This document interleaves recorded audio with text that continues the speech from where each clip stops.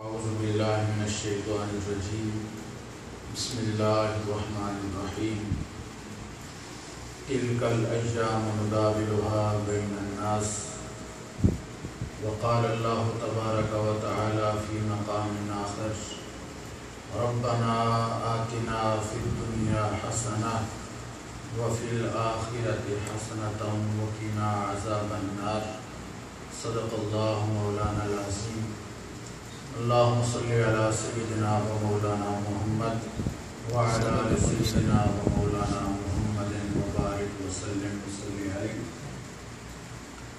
اللہ تعالیٰ کا کروڑا شکر احسان اور فضل و کرم ہے جس نے ایمان کی دولت ہمیں عطا فرمائی اور اپنے پیارے محبوب صلی اللہ علیہ وسلم کی امت کے اندر پیدا فرمایا۔ اس کے بعد میں دعا گو ہوں حضور شیخ الاسلام ڈاکٹر محمد طاہر القادری مدث العلی کی ذات اقدس کا، جنہوں نے شعور عطا فرمایا دین کی خدمت کا، اور 95 کے اندر لیاقت باغ راولپنڈی کے اندر قرآن اور حقوق رسالت کے موضوع پر پہلا لائیو خطاب میں نے سنا۔ اللہ پاک نے منہاج القرآن کے پلیٹ فارم سے شعور کی دولت عطا فرمائی، دین کا ایک ایسا وسیع کنسیپٹ عطا فرمایا، وسعت قلبی عطا فرمائی، اور دہشت گردانہ اور فتویٰ بازی اور تنگ نظری کے کنسیپٹ سے نکال کر تحریک منہاج القرآن کا دیا ہوا یہ شعور ہے کہ جس نے وسعت قلبی اور وسعت نظری عطا فرمائی، اور ہر اپنے بیگانے کی ہیلپ کرنے کا اور دین کو وسیع نظر کے ساتھ دیکھنے کا شعور عطا فرمایا۔ کوریا کے اندر آنے سے قبل جب میرا ویزا کنفرم ہوا تو میں نے نیٹ سے چیک کیا کہ کوریا کے اندر منہاج القرآن کا نیٹ ورک ہے یا نہیں ہے، تو سوون سینٹر کا اور اسپیشلی سوون سینٹر کا نیٹ پہ مجھے ملا، ایک دو اور مقامات کا۔ میں جہاں پر جیسے علی بھائی بات کر رہے تھے تڑپ خالص ہو تو اللہ پاک ضرور کرم کرتا ہے۔ میں جب فیکٹری میں پہنچا، جو کمرہ مجھے الاٹ کیا گیا کہ یہاں پہ آپ نے رہائش رکھنی ہے، اس کمرے کے اندر منہاج القرآن کا پوسٹر لگا ہوا تھا۔ میں دوسرے دن کام پہ گیا، خدا گواہ ہے مسجد میں کھڑا ہوں، میں جس مشین پہ کام کرنے کے لیے بیٹھا وہ اس طرح جیسے سلائی والی مشین ہوتی ہے اس ٹائپ کی پریس مشین تھی، ایک آدمی ادھر بیٹھتا تھا، ایک ادھر سینٹر میں مشین تھی، تو جدھر میں بیٹھا ادھر میرے سامنے منہاج القرآن کا پوسٹر لگا ہوا۔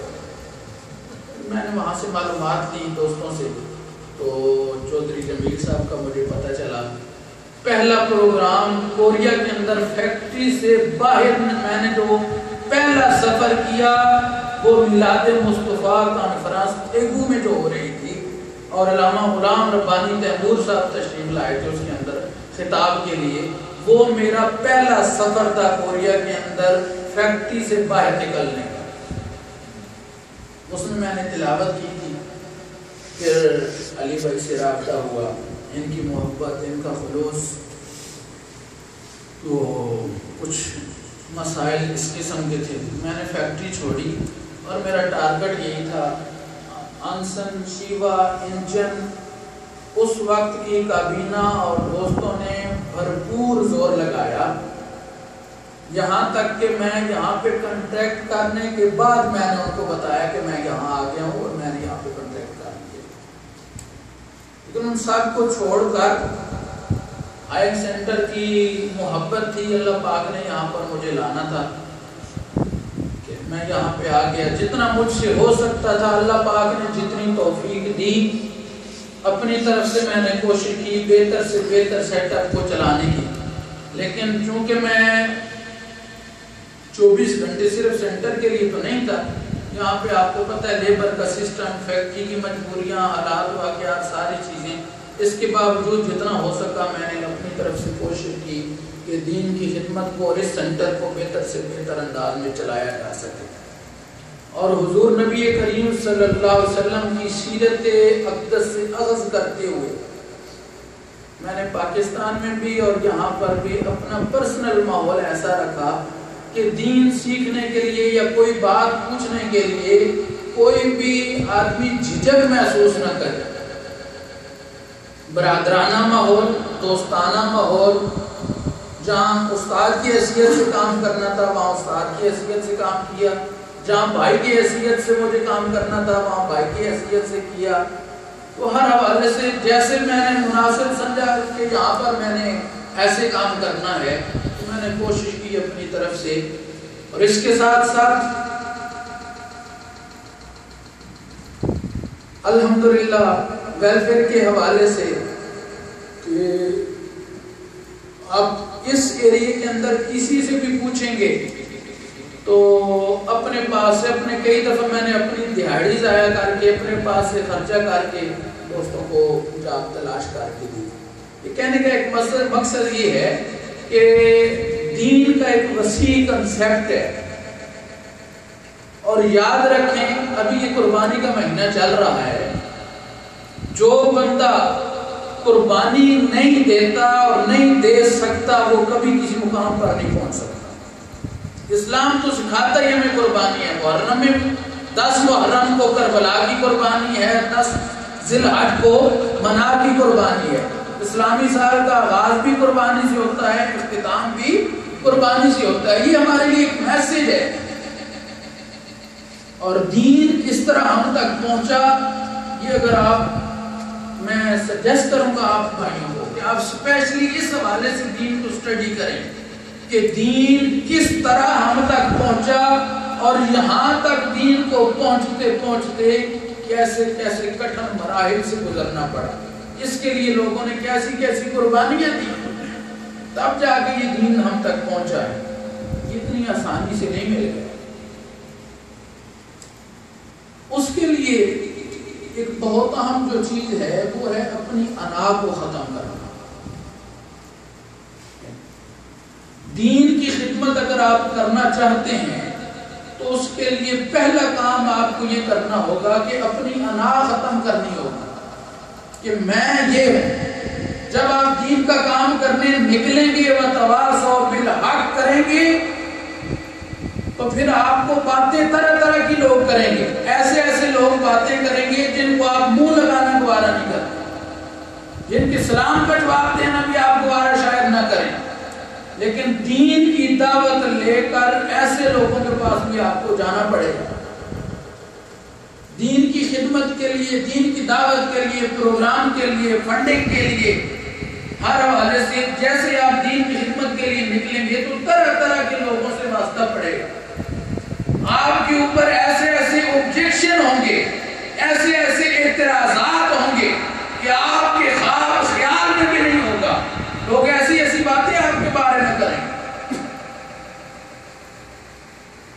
اس کا جواب کیا ہے؟ قرآن نے کیا کہا؟ وَتَوَاصَوْا بِالصَّبْرِ، آپ کو صبر کا دامن تھامنا ہوگا۔ جب آپ اپنی انا ختم کریں گے اور صبر کے ساتھ استقامت کے ساتھ چلیں گے تو اللہ پاک آپ کو ضرور کامیابی عطا فرمائے گا۔ جیسے علی بھائی صباحی کی بات کر رہے تھے، بزرگوں کو اگر دیکھیں نا، بڑے بزرگ آج کل تو وہ بھی ایک دکانداری بن گئی ہے، پیری مریدی والا سسٹم جو ہے، اللہ ماشاءاللہ۔ تو بڑے بزرگ جو ہوتے تھے جب کوئی ان کے پاس آتا بیعت ہونے کے لیے، خدمت کے لیے، تو وہ لنگر خانے پہ اس کی ڈیوٹی لگایا کرتے تھے۔ لنگر خانے پہ ڈیوٹی لگاتے، لنگر بنانا، آگ جلانا، برتن دھونا، لوگوں کی خدمت کرنا، لوگوں کی طرح طرح کی باتیں سننا، اپنا آرام تلف کرنا، قربانی دینا، یہ سارا کچھ، ٹوائلٹ کی صفائی کرنا، یہ سارا کچھ ایسا عمل تھا جو ان کی انا ختم کر دیتا تھا۔ اور رب کے قرب میں سب سے سب سے بڑی رکاوٹ انا ہے، میں ہے۔ وہ عرفا لکھتے ہیں نا، یہ میں ایک ایسی چیز ہے جو سب سے پہلے شیطان نے کہا تھا انا خیر من، میں سب سے بہتر ہوں۔ یہ میں جو ہے یہ سب سے بڑی رکاوٹ ہے۔ عرفا اولیاء مثال دیتے ہیں، آپ نے جتنے بھی حلال جانور ہیں تھوڑا غور کریں اگر آپ، تو جتنے حلال جانور ہیں سوائے بکرے کے کسی کی کھال الٹی نہیں اتاری جاتی۔ بکرا واحد جانور ہے جس کی کھال الٹا لٹکا کر اس کی کھال اتاری جاتی ہے۔ ایسے ہی ہے کہ نہیں؟ کیوں؟ کہ یہ میں زیادہ کرتا ہے، اس کے میں زیادہ ہے، اس کے اندر میں ہے۔ یہ ہمارے لیے سبق ہے۔ عرفا دیکھیے، اولیاء جو ہوتے ہیں، عرفا جو ہوتے ہیں، وہ ہر چیز کو اپنی نظر سے دیکھتے ہیں۔ ہمیں ظاہر کچھ اور نظر آ رہا ہوتا ہے، وہ جب دیکھتے ہیں تو اپنی نظر سے اس سے سبق حاصل کرتے ہیں، ایک نتیجہ اخذ کرتے ہیں۔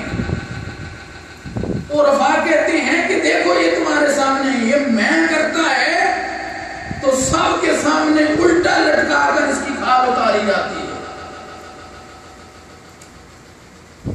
آپ کے لیے التماس ہے کہ دین کی خدمت کے لیے اپنی انا ختم کریں، اپنی میں ختم کریں۔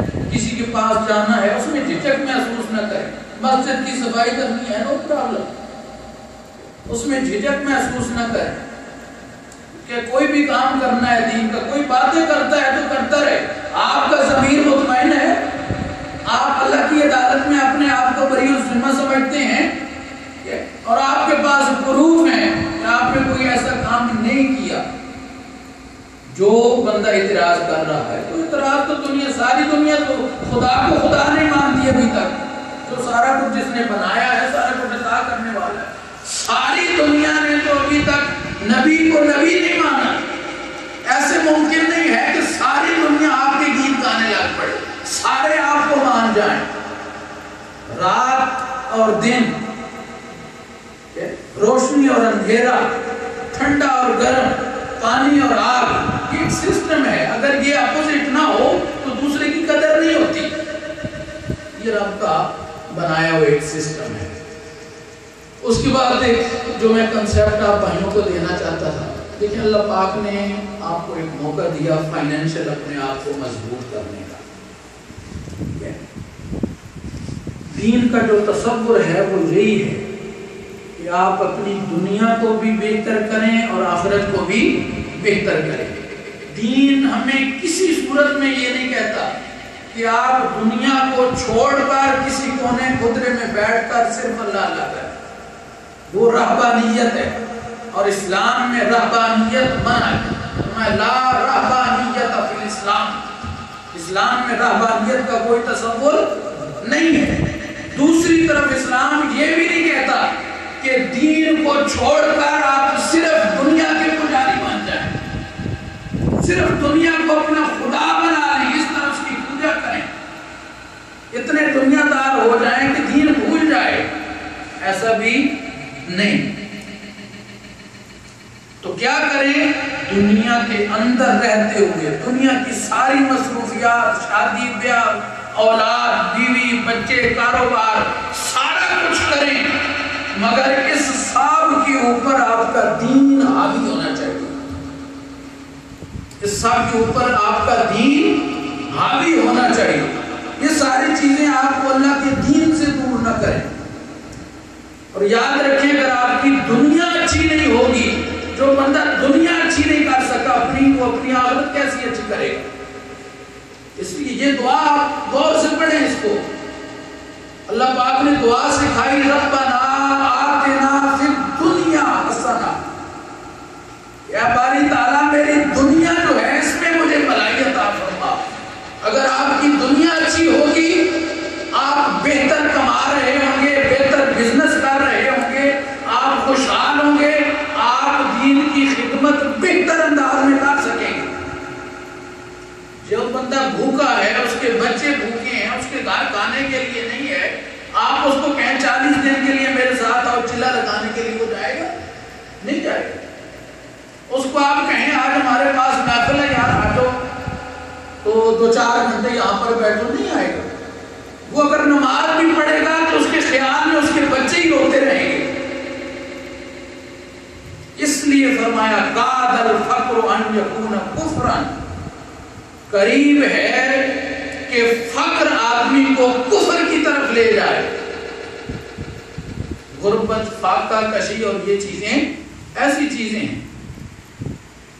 غریب پیدا ہونا یہ کوئی بات نہیں ہے، تو اللہ کی رضا ہے، لیکن محنت نہ کرنا، محنت نہ کرنا، اپنے حالات کو بہتر کرنے کے لیے نہ سوچنا، یہ غلط بات ہے۔ اللہ پاک نے انسان کو صلاحیت دی ہے، فہم و فراست دی ہے، عقل دی ہے، ذرائع دیے ہیں، محنت کرنے کا حکم دیا ہے، اور اگر اس جگہ یہ سارا کچھ کرنے کے باوجود آپ کے حالات نہیں بدلتے تو قرآن نے واضح طور پر کہا ان ارضی واسعۃ، میری زمین بڑی وسیع ہے، میری زمین بڑی وسیع ہے، آپ ادھر سے ہجرت کر دیں اور ادھر چلے جائیں۔ تو آپ اپنی دنیا بہتر کرنے کے لیے محنت کریں، مگر دنیا کے اندر اتنے مگن نہ ہو جائیں کہ یہ دنیا داری آپ کو دین سے دور کر دے۔ اس دنیا داری سے بچیں، اس پیسے سے بچیں جو پیسہ آپ کا اللہ کی راہ پر نہیں لگ رہا، اس وقت سے بچیں کہ آپ دنیا کے لیے تو 24 گھنٹے دے لیں، مگر دین کے لیے آپ کے پاس 10 منٹ نماز پڑھنے کے لیے نہ ہو، 10 منٹ قرآن پڑھنے کے لیے نہ ہو، اس وقت سے بچیں۔ اور ان صلاحیتوں سے بچیں، وہ صلاحیتیں کس کام کی ہیں جو دین سیکھنے میں صرف نہیں ہوتی۔ آپ ہنگومل سیکھ لیتے ہیں، فیکٹری میں اندر کام سیکھ لیتے ہیں، مشینیں ہیوی سے ہیوی چلانا سیکھ لیتے ہیں، ہر کام آپ سیکھ لیتے ہیں، نہیں سیکھتے تو دین نہیں سیکھتے، یہ پوچھا جائے گا۔ میں نے اس سینٹر پر اور آپ بھائیوں کی خدمت کے لیے جو کچھ کیا وہ آپ کے اوپر کوئی احسان نہیں ہے، اس سینٹر پر کوئی احسان نہیں ہے، میں تو اس کا لاکھ بار شکر ادا کرتا ہوں کہ مجھ جیسے گناہگار کو رب نے یہ موقع دیا، شاید یہ میری بخشش کا بہانہ ہے کہ اللہ پاک نے مجھ سے اپنے گھر کی خدمت لے لی، وہ مجھے نہ چنتا کوئی اور یہاں پہ آ جاتا۔ اللہ کے دین کے سسٹم رکنے والے نہیں ہیں، آپ نہیں کریں گے کوئی اور آ جائے گا، آپ پیسہ نہیں دیں گے رب کسی اور سے پیسہ دلوا دے گا۔ میں نے کئی بار یہ بات کی ہے، اگر میرا پیسہ دین پر نہیں لگ رہا تو مجھے سوچنا چاہیے کہ کہیں کوئی گڑبڑ ہے، مجھے مسجد میں آنے کا وقت نہیں مل رہا تو مجھے سوچنا چاہیے کہ کہیں کوئی گڑبڑ ہے، رب کی ذات مجھ سے ناراض ہے تو مجھے اپنے گھر میں آنے کی بھی اجازت نہیں ہے، میرا وقت نہیں لگ رہا مسجد کی طرف تو مجھے سوچنا چاہیے کہ رب مجھ سے ناراض ہے کہ وہ اتنی توفیق بھی نہیں دے رہا کہ میں تھوڑا وقت اس کے گھر میں گزار لوں۔ ایسا نہیں ہے، ہم جو سمجھتے ہیں نا کہ اتنا پیسہ آ گیا، اتنی دولت آ گئی، اتنا کچھ آ گیا، اور ہم سمجھتے ہیں اللہ کا بڑا کرم ہو گیا، بے شک بہت کرم ہے، یہ اللہ کا فضل ہے، قرآن نے رزق و فضل کہا ہے، مگر جو دولت آپ کو اللہ رسول سے دور کر دے وہ فضل نہیں ہے۔ اس لیے اللہ پاک نے جو توانائیاں آپ کو دی ہیں، آپ سوچ سکتے ہیں تو دین کے لیے سوچیں، آئیڈیاز دیں کہ اس طرح یہ کام بہتر ہو سکتا ہے، آپ پیسہ لگا سکتے ہیں تو پیسہ لگائیں، آپ وقت دے سکتے ہیں آپ وقت دیں، جو کچھ جو توانائیاں اللہ پاک نے آپ کو دی ہیں یہ صرف کریں، اور اس کے ساتھ ساتھ اس پر اللہ کا شکر بھی ادا کرتے ہیں کہ مولا تیری توفیق ہے، تیرا فضل ہے، یہ تو نے توفیق دی ہے کہ میں تیرے وقت دین کے لیے پیسہ لگا رہا ہوں، تیرا عطا کرتا پیسہ ہے، تیری عطا کرتا توانائیاں ہیں، تیری عطا کرتا عنایات ہے، میرا کچھ نہیں ہے۔ جو کعبے کو کعبے کی حفاظت ابابیلوں سے کرا سکتا ہے، چلتی چھری کے نیچے جو اسماعیل کو بچا سکتا ہے، جلتی آگ میں جو ابراہیم کو بچا سکتا ہے، وہ آپ کے بغیر بھی اپنے دین کا سسٹم نہیں ہے. اس لیے میں سمجھتا ہوں کہ مبارکباد کے مستحق ہیں وہ لوگ جنہوں نے اس سینٹر کی بنیاد رکھی، جو موجود ہیں، جو چلے گئے، جہاں کہیں بھی ہیں. جب تک یہ چلے گا ان کے لیے کوئی دعا کرے نہ کرے، ان کا نام کوئی لے نہ لے، اللہ کی بارگاہ میں ان کا اجر لکھا جاتا ہے. یہ ان کی باری تھی، وہ اپنے دور میں اپنا کام کر گئے. پیچھے ہماری باری ہے، ہم اپنا کام کر رہے ہیں. اگر ہماری وجہ سے نقصان ہوتا ہے تو یہ ہمیں پوچھا جائے گا. کل ہم نہیں ہوں گے، کسی اور کی باری آ جائے گی. یہ اپنی اپنی باری ہے، اپنی اپنی ڈیوٹی ہے، شفٹ ہے. حضرت سلطان باہو رحمۃ اللہ علیہ ہل چلا رہے تھے تو پاس سے مسافر گزرے. انہوں نے پوچھا یہ آپ کی باڑی ہے؟ کھیتی باڑی جو ہوتی ہے نا، باڑی کہتے ہیں کھیت کو. آپ کی باڑی ہے؟ فرمایا نہیں، یہ میری باڑی نہیں ہے، میری باری ہے. پہلے میرے دادا یہاں ہل چلایا کرتے تھے، پھر میرے والد یہاں ہل چلایا کرتے تھے، آج میں چلا رہا ہوں، کل میری اولاد ہوگی. یہ اپنی اپنی باری ہے. آج کچھ کر لیں، اپنی باری کو بہتر انداز میں گزاریں، بہتر خدمت کریں، اپنی توانائیاں صرف کریں تاکہ آنے والے لوگوں کو ایک روڈ میپ مل جائے، ایک سسٹم مل جائے، اور اس سسٹم پر چلتے ہوئے پھر کچھ اپنی توانائیاں وہ صرف کریں گے تو اللہ کے دین کا کام بہتر انداز میں ہوتا رہے گا. باقی ہم کریں نہ کریں، یہ کام نہ رکے ہیں نہ کبھی رکیں گے، ایسا پاسبل نہیں ہے. اللہ کے دین کا کام کبھی رکنے والا نہیں. یہ ہماری خوش قسمتی ہے، وہ ہمیں موقع دیتا ہے. اگر توفیق نہیں دیتا تو ہماری بدقسمتی ہے، اس پہ ہمیں توبہ کرنی چاہیے، معافی مانگنی چاہیے، توفیق مانگنی چاہیے. اس کے بعد ایک چند چیزیں تھیں بہت ضروری جو میں چاہتا تھا آپ سے شیئر کروں. ہائنڈ سینٹر کے حوالے سے الحمدللہ 6 سال میں نے گزارے یہاں پر. دسمبر 2012 سے لے کر اللہ پاک ان سب دوستوں کو خوش رکھے. علی تبسم بھائی، اعجاز بھائی، فرقان بھائی اور شہید بھائی، آصف بھائی، دیگر بہت سارے لوگ تھے یہاں پر. الطاف بھائی ہیں، کچھ دوست چلے گئے تو سارے دوست باقی جن اگر میں سب کے نام لوں تو ہو سکتا ہے ٹائم بھی تو زیادہ لگے گا، لیکن کسی کا نام اگر مس ہو جائے تو پھر دل آزاری ہوگی. تو یہ جو ٹیم تھی ان کے ساتھ باقی جتنے بھی لوگ تھے اس علاقے کے اندر، اللہ پاک سب کو خوش رکھے. سب نے بہت زیادہ محبتوں سے نوازا، بہت زیادہ عزت سے نوازا اور بہت زیادہ تعاون کیا. چونکہ میری کوریا کی لائف جو ہے وہ اللہ کی رضا اسی میں تھی کہ کچھ مشکلات، حالات، واقعات اس قسم کے رہے، تو ان مشکل ترین حالات کے اندر بھی ان دوستوں نے میرے ساتھ بھرپور تعاون کیا. ان کا تعاون، ان کی عزت، ان کی محبت، ان کا خلوص یہ مرتے دم تک مجھے یاد رہے گا.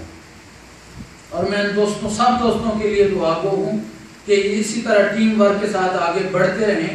آپس میں اللہ پاک ان کو اور زیادہ محبت عطا فرمائے، اور جو بھی ان کے دنیاوی اور اخروی مقاصد ہیں، جو بھی مقاصد ہیں، اللہ پاک ان کو کامیابی اور کامرانی سے نوازے، اور ان کے مقاصد میں ان کو کامیابیاں عطا فرمائے. ان کے بزنس کے اندر، کاروبار کے اندر، فیملی کے اندر برکتیں عطا فرمائے.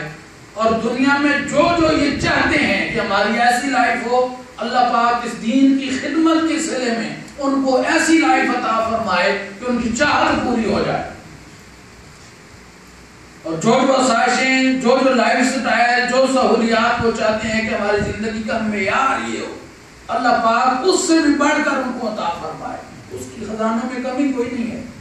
اور جب بھی اللہ سے مانگیں تو اپنے حساب سے نہیں، اس کے فضل کے حساب سے مانگا کریں. اس کی بارگاہ میں کوئی کمی نہیں. آخری بات کہ مشکلات جو ہوتی ہیں یہ اللہ تعالیٰ کی طرف سے امتحان بھی ہوتا ہے اور اپنے اعمال کا نتیجہ بھی ہوتا ہے. جب حدیث پاک کے اندر ہے کہ جب اللہ تعالیٰ کسی کو کوئی مرتبہ دینا چاہتا ہے اس پر مصیبت بھیجتا ہے، دکھ بھیجتا ہے، تکلیف بھیجتا ہے، پھر اس بندے کو صبر کی توفیق دیتا ہے، پھر اس صبر پر اللہ پاک اس کو مقام عطا کرتا ہے. جیسے ایوب علیہ السلام پر بھی جسم میں کیڑے ڈال دیے، فیملی چھوڑ گئی، دوست یار چھوڑ گئے، سب چھوڑ گئے، اور پھر ایک وقت آیا جب وہ مصیبت ختم ہوگی، اللہ پاک نے قرآن میں مثالیں بیان کی کہ میرا ایوب ایسا ہے، میرے ایوب کے صبر کو دیکھو. ایوب کے صبر کی پھر مثالیں دی اللہ پاک. آپ اگر تاریخ اٹھا کر دیکھیں انسانی تاریخ، تو جو لوگ بھی اللہ کے مقرب گزرے ہیں ان پہ تکلیفیں آئی ہیں، ان پہ مصیبتیں آئی ہیں، ان پہ پریشانیاں آئی ہیں، دکھ آئے ہیں، تکلیفیں آئی ہیں. اور جو لوگ بھی اللہ سے دور ہوتے گئے ہیں، اللہ پاک نے دنیاوی زندگی میں ان کو سکون دیا، دولت دی، راحت دی، عیاشی دی، سارا کچھ عطا فرمایا، اور آخر میں ایسی گرفت فرمائی کہ پھر توبہ کی گنجائش بھی باقی نہ تھی. تو اگر آپ کو ایسی سہولیات مل رہی ہیں، ایسا لائف سٹائل مل رہا ہے، آپ خوش ہیں، ہر سب کچھ مل رہا ہے، مگر آپ دین سے دور ہو رہے ہیں، تو وہ اللہ کا فضل نہیں ہے، اللہ کا فضل نہیں ہے. اللہ پاک سے دعا ہے رب کائنات جہاں تک ہم جتنی بھی زندگی ہے، جب تک زندہ رہیں، اللہ پاک ہمیں دین کی اسی طرح خدمت کرتے رہنے کی توفیق عطا فرمائے. اور آخر میں منہاج القرآن انٹرنیشنل ساؤتھ کوریا کا، پورے کوریا کے اندر جتنے بھی ہمارے دوست احباب ہیں، سینئر ممبر ہیں، عہدیداران ہیں، سب کا شکریہ ادا کرتا ہوں، سب کے لیے دعا گو ہوں کہ ان کی وساطت سے اور منہاج القرآن کے پلیٹ فارم سے اللہ پاک نے مجھے چھوٹے سے لے کر بڑے سے بڑے پروگرام تک اللہ پاک نے مجھے اپنی کاوشیں، اپنی خدمات پیش کرنے کا موقع دیا. اس لیے جماعت کے ساتھ جڑ جائیں. جس جماعت کے ساتھ آپ کا من چاہتا ہے، آپ مطمئن ہیں کہ یہ جماعت وقت اور حالات کے مطابق اس کے اندر ہم ایڈجسٹ ہو سکتے ہیں، یہ علمی جماعت ہے، تحقیقی جماعت ہے، آپ اس کے ساتھ ایڈجسٹ ہو جائیں. ایک اور دوسرا، لوگوں کی عیب جوش ہو، یہ جو عیب ہوتا ہے نا، عیب تلاش کرنا. آپ صلی اللہ علیہ وسلم کی ایک حدیث ہے، فرمایا صلو خلف کل بر و فاسق، ہر نیک اور بد کے پیچھے نماز پڑھو، ہر نیک اور بد کے پیچھے نماز پڑھو. حالانکہ اس دور میں یہ نہیں تھا، صحابہ کرام کا دور تھا، حضور کا اپنا دور تھا. یہ کیوں فرمایا؟ حضور کو یہ علم تھا اللہ کی عطا سے کہ ایک وقت آئے گا لوگ جماعت سے صرف اس وجہ سے معلوم ہو جائیں گے میری اس کے پیچھے نہیں ہوتی، میری اس کے پیچھے نہیں ہوتی. چھوٹی چھوٹی باتیں لے کر ہم جماعت سے معلوم ہو جائیں گے، ایک دوسرے کے پیچھے نماز پڑھنا گوارا نہیں کریں گے کہ یہ گناہ گار ہے، اس نے فلان جگہ جھوٹ بولا تھا، اس نے فلان جگہ یہ کام کیا تھا، اس نے فلان جگہ یہ کام کیا تھا. وہ میرے بھائی فرشتے نہیں آئیں گے، جبریل نے آ کے امامت نہیں کرانی، انسانوں نے کرانی ہے. سبحان صرف وہ ہے، انسان جو بھی ہے سوائے انبیاء کے وہ معصوم عن الخطا نہیں ہے. غلطی، کوتاہی، گناہ، فسق، فجور، چھوٹی موٹی یہ چیزیں سب کے ساتھ ہیں. تو کبھی اس وجہ سے کبھی ایسا نہ سوچیں کہ نہیں یار اس کے پیچھے، یہ تو اس کی داڑھی چھوٹی ہے، یہ فلان جگہ میں نے دیکھا کہ کھڑے ہو کے پانی پی رہا تھا، اس نے فلان جگہ ایسے کیا، اس کے پیچھے نہیں ہوتی. تو بھائی آپ تو کون سے دودھ کے تلے ہوئے ہیں، یا آپ تھوڑا ہی آسمان سے اترے ہیں، فرشتے ہیں، آپ کے پیچھے ہو جائے گی؟ نہیں. یہ بھی انا ہے، یہ اصلاً ایسی انا ہے. اس کا مطلب ہوتا ہے اٹ مینز آپ اس کو گناہگار اور اپنے آپ کو بہت بڑا پارسا سمجھتے ہیں کہ آپ جو اس کے پیچھے نہیں ہوتے. حضرت امام غزالی رحمۃ اللہ علیہ کے بارے میں آتا ہے کہ آپ کے بھائی آپ کے پیچھے نماز نہیں پڑھتے تھے، تو لوگوں نے شکایت کی، بھیا دیکھو تمہارا بھائی تمہارے پیچھے نہیں پڑھتا نماز. انہوں نے آ کے والدہ محترمہ سے بات کی کہ یہ دیکھیں بھائی میرے پیچھے نماز نہیں پڑھتا، تو لوگ باتیں کرتے ہیں. انہوں نے ان سے پوچھا بھائی آپ ان کے پیچھے نماز کیوں نہیں پڑھتے؟ انہوں نے کہا کہ اماں جان ایسے ہے کہ یہ جب نماز میں کھڑے ہوتے ہیں تو ان کا خیال ادھر نہیں رہتا، خیال بھٹک جاتے ہیں خیالات میں. آپ دیکھیں ان کا مقام کیا تھا. اللہ پاک نے اتنی ان کو معرفت عطا فرمائی تھی کہ وہ نماز میں کھڑے لوگوں کی دل تک اللہ پاک نے ان کو رسائی عطا فرمائی تھی. تو آپ نے فرمایا اچھا اب میں حکم کرتی ہوں کہ کل تم نے نماز اس کے پیچھے پڑھنی ہے. تو انہوں نے کہا ٹھیک ہے میں پڑھوں گا، لیکن اگر ان کا خیال بھٹک گیا تو میں چھوڑ دوں گا. تو چلو صحیح ہے. انہوں نے نماز پڑھی، ایسا ہی ہوا ان کا خیال بھٹک گیا. نماز کے اندر خیالات آ جاتے ہیں. تو انہوں نے نماز توڑ دی. پھر اور زیادہ مسئلہ کھڑا ہو گیا. لوگوں نے کہا بھائی یہ دیکھو پہلے پڑھتا ہی نہیں تھا، آج پڑھنے کے لیے آیات وعدے میں چھوڑ کے چلا گیا. اور زیادہ مسئلہ کھڑا ہو گیا. وہ مسئلہ پھر آیا والدہ محترمہ کے پاس. انہوں نے پوچھا ہاں بھائی کیوں چھوڑ دی نماز آدھے میں؟ انہوں نے کہا جب اس کا خیال ادھر گیا تو میں نے چھوڑ دی. تو وہ بھی اللہ کی ولیہ تھی جن کے بیٹوں کا مقام یہ تھا، وہ ماں بھی کوئی عام ماں نہیں. تو آپ نے فرمایا اگر اس کا خیال کہیں اور گیا ہے تو تمہارا خیال بھی تو اس کی طرف گیا ہے نا. تمہارا خیال بھی تو اس کی طرف گیا ہے نا، تو تم دونوں برابر ہو. اس لیے آئندہ اس کے پیچھے نماز پڑھنی ہے. تو میرے بھائی جماعت سے معلوم نہ رہا کریں. جو بھی بہتر ہے، جو بہتر قرآن سمجھتا ہے، جب بھی دو بندے اکٹھے ہوں تو آپ کوشش کریں جماعت کے ساتھ نماز پڑھیں. دوسروں کے آگے کر دیں. اپنا ایک تصور بنا لیں کہ یار یہ سب مجھ سے بہتر ہے. میں نے زندگی میں الحمدللہ کوشش کی ہے. بہت ساری جگہ پہ لوگ فتوے بھی دیتے ہیں کہ کلین شیو کے پیچھے نماز نہیں ہوتی، فلاں کے پیچھے نہیں ہوتی، فلاں کے پیچھے نہیں ہوتی. میں نے بہت جگہ پہ اپنی زندگی میں کوشش کی ہے ٹھیک ہے کہ جو بھی آگے آ جائے، جو بھی نماز پڑھا دے، بلکہ کوشش کرتا ہوں کہ دوسرا پڑھائے میں اس کے پیچھے پڑھ لوں. ہو سکتا ہے وہ اس کی داڑھی نہ ہو، کلین شیو ہو، یا داڑھی چھوٹی ہو، مجھ سے قرآن بھی ہو سکتا ہے اتنا اچھا نہ پڑھتا ہو، مگر اللہ کی بارگاہ میں وہ مقرب ہو. اللہ کی بارگاہ میں وہ لازمی نہیں ہے کہ اللہ پاک نے داڑھی والوں سے ہی کام لینا ہے. قائد اعظم سے بھی پاکستان بنوا سکتا ہے، یہ اس کی اپنی مرضی ہے. وہ علامہ اقبال کو بھی مفکر بنا سکتا ہے، قرآن کا خلاصہ شعر و شاعری میں دے سکتا ہے. تو یہ اس کی مرضی ہے وہ کس سے کام لیتا ہے. اور جس سے وہ کام لینا چاہتا ہے، پھر اللہ کی بارگاہ میں یہ معیار نہیں ہے کہ کس نے جبہ پہنا ہوا ہے، کس کی داڑھی بڑی ہے، کس کی چھوٹی ہے، کون کیا کرتا ہے. اللہ کی بارگاہ میں معیار آپ کا دل ہے. آپ کا علامہ اقبال نے کہا نا کہ تو بچا بچا کے نہ رکھ سے، تیرا آئینہ ہے وہ آئینہ، جو شکستہ ہو تو عزیز تر ہے نگاہ آئینہ ساز میں. یہ دل جب شکستہ ہو جائے، عشق الہی کی اس کو چوٹ لگ جائے، تو اللہ کی بارگاہ میں اس کی قیمت ہے. باقی یہ سارا کچھ ہے، یہ ظاہر ہے.